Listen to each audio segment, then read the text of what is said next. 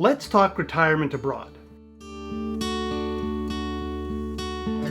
More importantly, let's talk old age security and eligibility if you are living or are considering moving abroad. I'm also going to address some rumors that we've heard here at the Canadian Expat about old age security for some expats. First, we need to define exactly what old age security is. Old age security, or OAS, is Canada's largest pension program. A couple of big differences between old age security and some other forms of government pensions is that it is funded out of general tax revenue, meaning that you do not pay directly into it, unlike Canada Pension, but as a taxpayer, you do pay into it indirectly. In order to receive old age security, there are a couple of requirements that you need to meet. But generally, if you've lived most of your life in Canada, regardless of what your employment status was, there's a good chance that you're eligible to receive old age security, or at least part of it. In terms of how much you will receive, the calculation can be a bit more complex. It will depend on your current income, if any, the actual number of years that you lived in Canada, and does your spouse or partner receive OAS, and how much. Also, the country that you live in as an expat is also a factor. For the purpose of this video, we are just going to scratch the surface and talk about whether or not you can receive any money from the Canadian government. So let's talk about eligibility. As of April 24th, 2019, you must be 65 years old or older. This will likely change in 2023. Be a Canadian citizen or legal resident at the time that you apply for OAS. Now, this next rule is specifically for those living abroad or for those wanting to live abroad.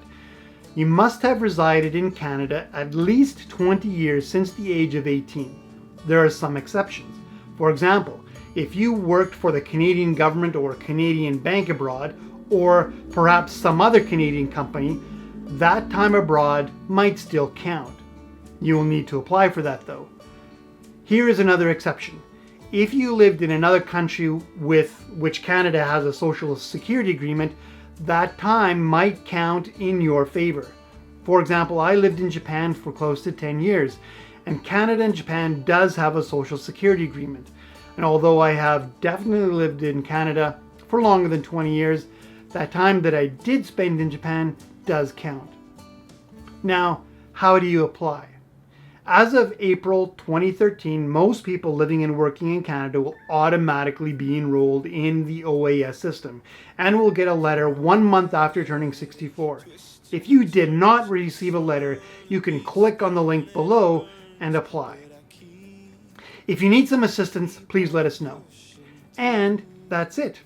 They will need, of course, your address and some other information, but if you live in the US, they will even direct deposit your funds into a US bank account.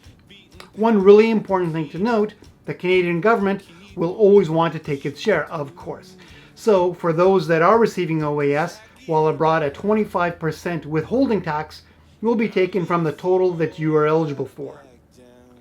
Now, you will need to file a tax return at the end of the year, just like you did when you're in Canada, and if your income is below the threshold, you could be eligible to receive some or perhaps all of that back. Now, we have heard that receiving tax refunds while abroad can be very, very time consuming. Please let us know in the comments about your experiences. There have been rumors that there may be potential changes in the eligibility of Canadians to receive their old age security if they live abroad. First and foremost, I want to address this.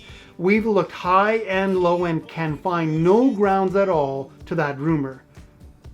Now, a Canadian that has lived their entire life and otherwise be very eligible for old age security should be able to receive it when they're living abroad.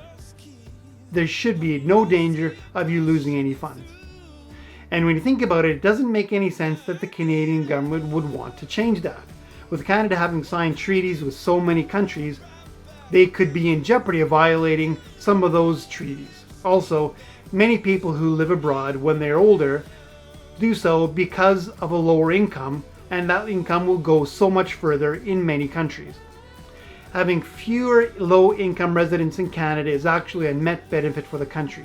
It would seem that encouraging people to live abroad and receive OAS would be a positive thing. We've even checked the Canadian Taxpayers Federation, which is normally the most vocal on things like this, and they have published nothing at all that we can find. If you know of a different story, let us know. So there you are.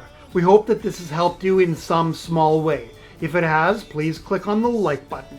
Subscribe if you haven't already, and please let us know in the comments if there is anything at all that you would like us to cover for you in these videos. Our goal is to help wherever we can. Until next time.